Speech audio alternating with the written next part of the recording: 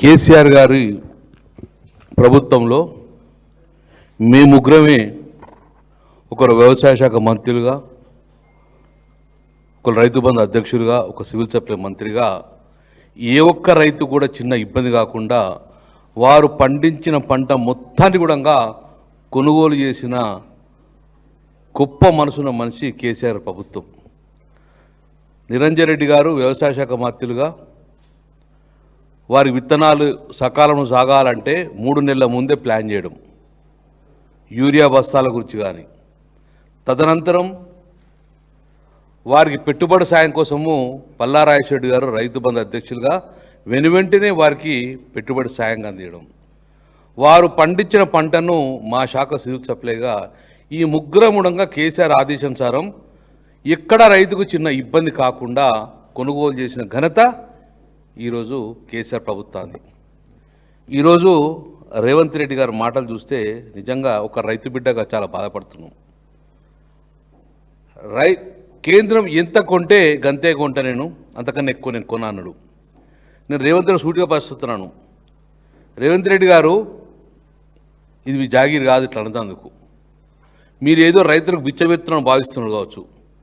కాదు, ఇది మాకు రాజ్యాంగం కల్పించిన హక్కు. మాకు క్లియర్గా రాజ్యాంగం ఆర్టికల్ 246 చదువుకో రేవంత్ రెడ్డి గారు.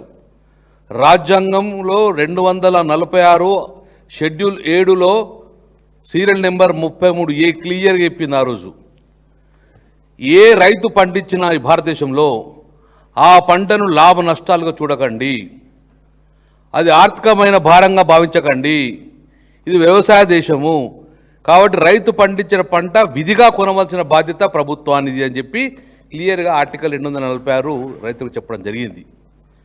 కాబట్టి నువ్వు తప్పించుకొని పోతానని కాదు, ఇది రైతుకు రాజ్యాంగం కల్పించిన హక్కు కాబట్టి తప్పక మీ మెడలు వంచనడంగా ఈ రాజ్యాంగ ప్రకారంగా మీతో కొనిపిస్తాం. ఈరోజు ఏం చెప్పింది 33A, ఎట్టి పరిస్థితుల్లో అవసరం అంటే 3 సంవత్సరాలు నిల్వ పెట్టుకోండి పండించిన పంట, కానీ ప్రతి గింజ కొనాలని చెప్పేసి ఆ రోజు రాజ్యాంగంలో పొందుపరిచారు. నేను రేవంత్ రెడ్డి గారికి సూటిగా మళ్ళీ ఒకటి అడుగుతున్నాను. ఇప్పుడు కాదు, ఇది మనకు 1942లో అంటే స్వాతంత్రం రాకముందే బెంగాల్లో పెద్ద కరువు వచ్చింది. ఆ రోజు బ్రిటిష్ ప్రభుత్వం కూడా ఈ వ్యవసాయంలో ప్యాడీ అనేది ఎక్కువ మనము పండియాలి, నిల్వ ఉంచాలని చెప్పి స్వాతంత్రం రాకముందే 1943లో అప్పుడు బ్రిటిష్ ప్రభుత్వం మనకు ఒరిస్సాలో ఒక రీసెర్చ్ సెంటర్ పెట్టిండ్రు.